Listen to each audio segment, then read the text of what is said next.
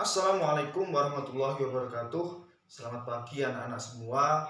Kembali lagi bertemu dengan Bapak pada hari ini. Kembali lagi dengan mata pelajaran sosiologi. Sebelum kita mengawali pelajaran pada hari ini, marilah kita berdoa menurut agama dan kepercayaan masing-masing. Berdoa dipersilahkan. Berdoa cukup. Semoga Tuhan mengabulkan doa-doa kita dan kita diberi kelancaran dalam belajar dan mendapatkan banyak sekali ilmu dan kebermanfaatan bagi kita semua. Seperti itu. Baik, sebelum mengawali pelajaran pada hari ini, izinkan Bapak untuk mengabsen teman-teman di sini. Apakah ada yang tidak masuk? Masuk semua? Oke, alhamdulillah. Semoga kita selalu diberi kesehatan dan kesempatan sehingga kita bisa berkumpul dalam kelas ini dengan keadaan sehat dan semangat dalam mengawali pelajaran. Seperti itu. Pada pertemuan kali ini kita akan membahas sesuatu yang cukup familiar dengan kita, yang mungkin beberapa kali adik-adik semua pernah mendengar kata ini. Jadi pada hari ini kita akan membahas tentang yang namanya konflik sosial. Nah, di dalam KBBI, konflik itu berarti tentang percekcokan, pertentangan. Jadi hal-hal semacam itu di KBBI, konflik itu memiliki banyak arti. Dan sosial memiliki arti yang berkenaan dengan masyarakat. Nah, teman-teman di sini dari penjelasan di KBBI ini, apakah teman-teman ada yang berpendapat tentang apa itu konflik sosial? Apakah ada yang ingin memberikan pendapatnya di kelas ini? Ya, Alis, baik. Menurut Alis, konflik sosial ini apa? Perselisihan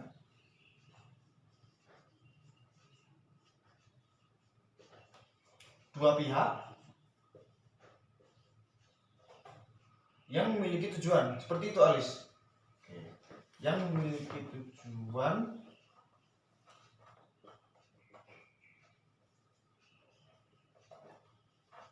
lalu dan memenuhinya dengan cara pertentangan. Jadi seperti itu. Dan dipenuhi dengan cara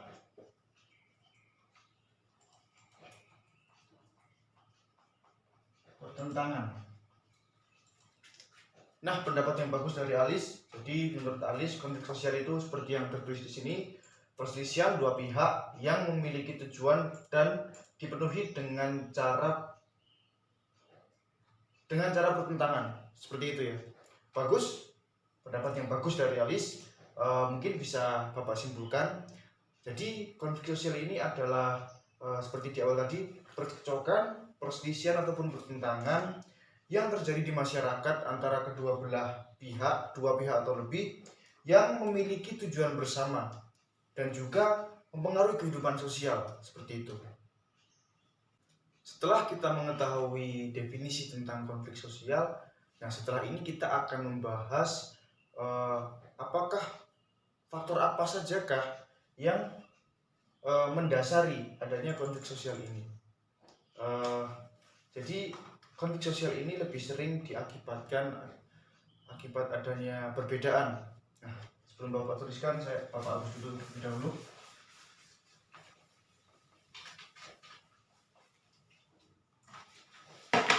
Nah, jadi kita setelah membahas tentang definisi konflik sosial akan membahas tentang faktor penyebab.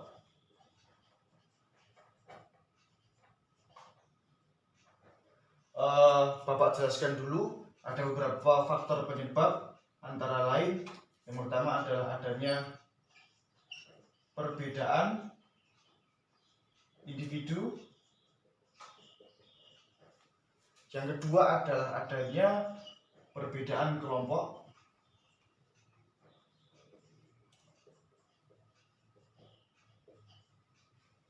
yang ketiga adalah adanya perbedaan kebudayaan,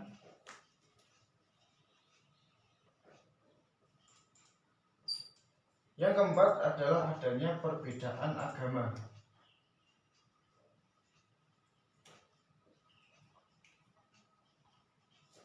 Nah, di sini sudah tertuliskan ada beberapa faktor penyebab yang mendasari adalah adanya suatu konflik sosial di masyarakat. Yang pertama adalah perbedaan individu, kelompok, kebudayaan, dan yang terakhir adalah perbedaan agama. Nah, setelah ini Bapak minta teman-teman seperti yang kita setujui kemarin bahwa pembelajaran kita akan menjadi lebih aktif. Jadi ayo kita berdiskusi kenapa perbedaan-perbedaan ini bisa menjadi faktor penyebab dari konflik sosial tersebut. Yang pertama adalah perbedaan individu. Nah, teman-teman di sini apakah ada yang berpendapat kenapa perbedaan individu ini dapat menjadi faktor penyebab adanya konflik sosial? Acungkan tangan. Ya, banyak sekali yang angkat tangan. Terima kasih. Bagus, semangatnya tetap dijaga agar kelas ini dapat lebih seru lagi. Alis tadi sudah. Mungkin yang kedua adalah siapa yang pengen? Oke, Mikasa. Baik, Mikasa, bagaimana penjelasannya tentang perbedaan antara individu ini tadi?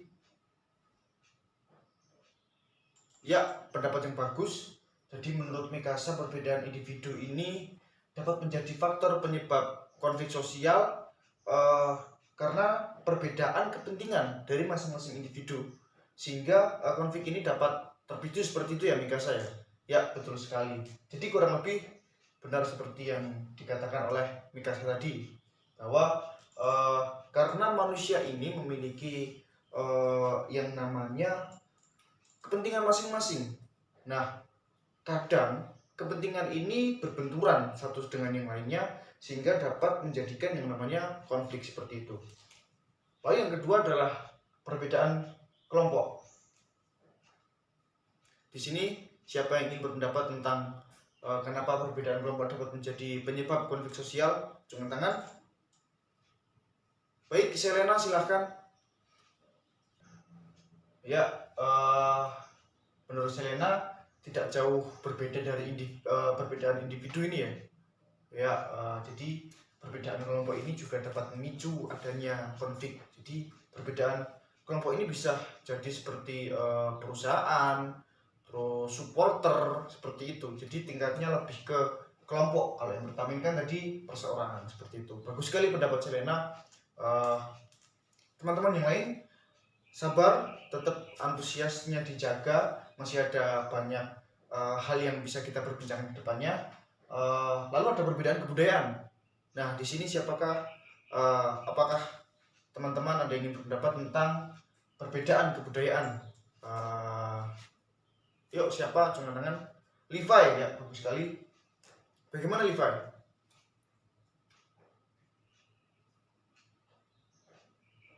Pendapat yang bagus. Levi berpendapat bahwa perbedaan kebudayaan ini sering terjadi di Indonesia seperti itu ya. Jadi seperti karena di masing-masing suku ini kan memiliki yang namanya warisan budaya lokal.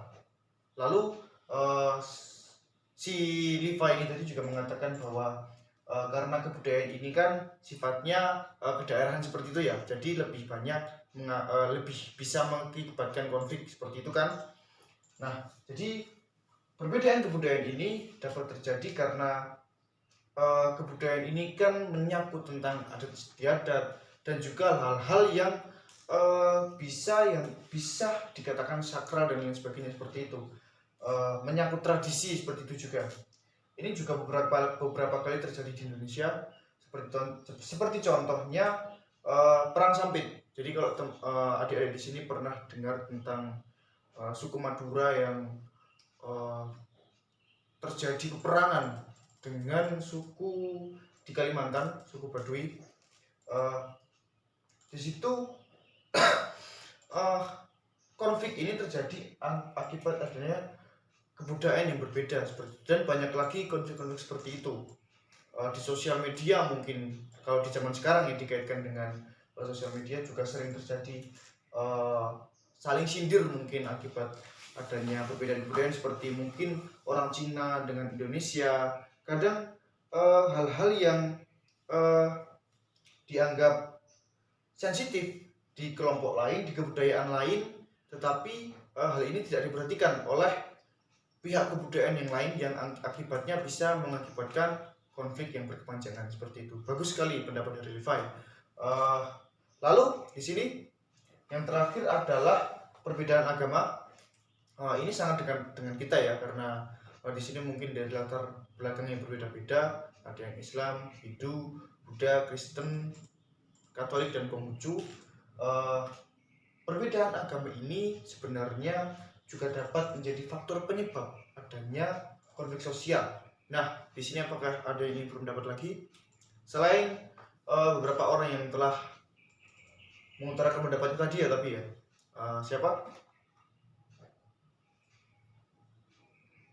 Bagus, Alex, silahkan. Perbedaan agama, kenapa? Ya, bagus sekali. Jadi karena perbedaan agama ini menyangkut tentang ritual peribadatan, lalu tentang keilahan seperti itu ya, ketuhanan. Jadi beberapa kali kelompok agama satu dengan yang lainnya ini memiliki perbedaan pendapat yang bisa mengakibatkan adanya konflik seperti itu. Beberapa kali juga ada mungkin oknum yang menjelek-jelekan agama lain, yang ini juga dapat memicu adanya konflik sosial yang terjadi antar agama tersebut. Nah, perbedaan agama ini mungkin sangat sering kita jumpai di Indonesia, karena itu tadi agama Indonesia yang diakui ini ada 6. Jadi benturan seperti ini mungkin bakal akan terus terjadi. Nah, bagaimana cara menguranginya ya? Tentunya dengan yang namanya toleransi. Nah, teman-teman di sini sebagai generasi penerus bangsa, anak-anak muda, marilah kita menanamkan sifat toleransi antar agama ini sehingga dapat mengurangi terjadinya adanya konflik sosial di masyarakat seperti itu. Nah, setelah kita membahas tentang faktor apa saja menjadi penyebab adanya konflik sosial, setelah ini kita akan lari menuju hal yang tidak jauh dengan konflik sosial. Jadi biasanya ini beriringan seperti itu, yaitu yang dinamakan dengan kekerasan. Nah, hari ini kita akan berbicara lebih lanjut tentang teori kekerasan. Sebentar, Bapak hapus dulu.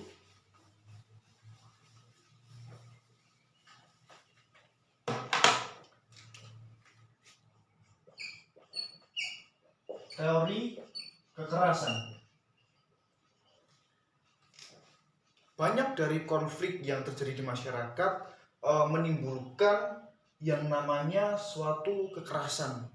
Banyak sekali, seperti contoh perang sampit yang sudah Bapak jelaskan tadi, dan juga banyak konflik-konflik yang lainnya yang sering mengakibatkan mengakibatkan timbulnya suatu kekerasan seperti itu. Jadi di sini ada 3 hal dari kekerasan. Jadi yang pertama adalah menyangkut tentang individu, yang kedua adalah menyangkut tentang kelompok, dan yang ketiga adalah dinamika kelompok.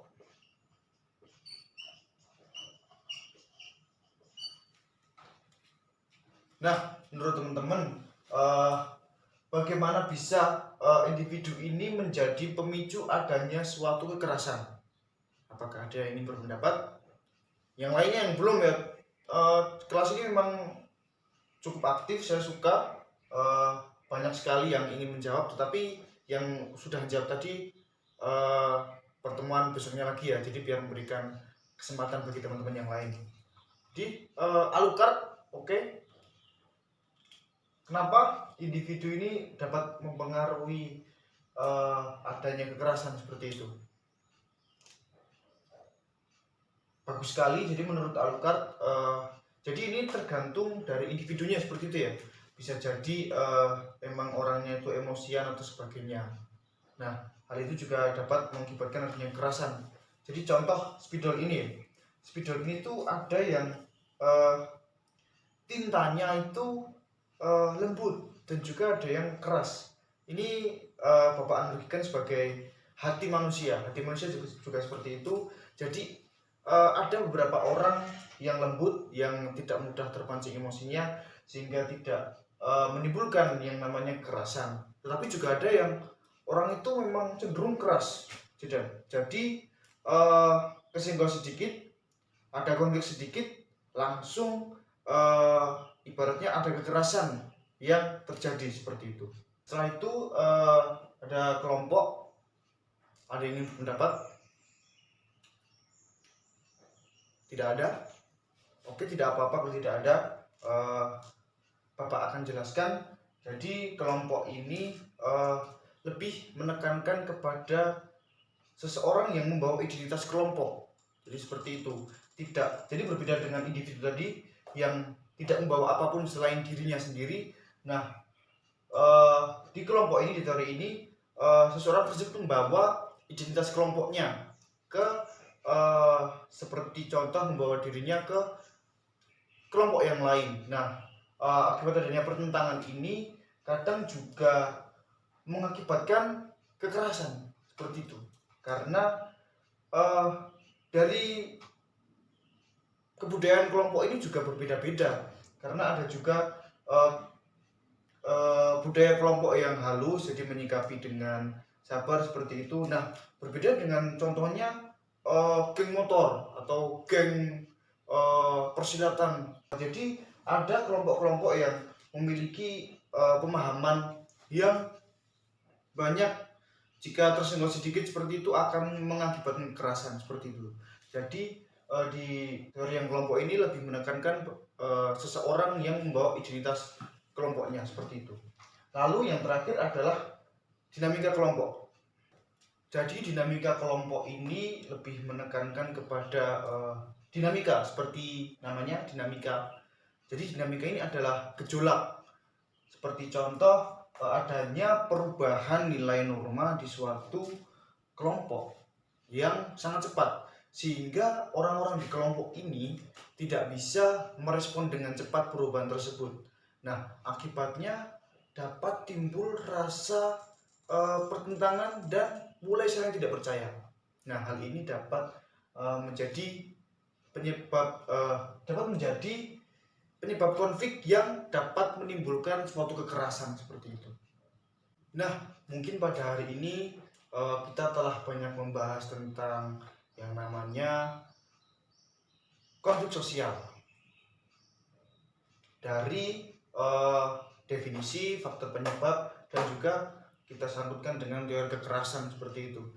Baik, Bapak cukupkan sampai sekian. Apabila ada salahnya mohon dimaafkan. Kembali bertemu di minggu depan. Assalamualaikum warahmatullahi wabarakatuh.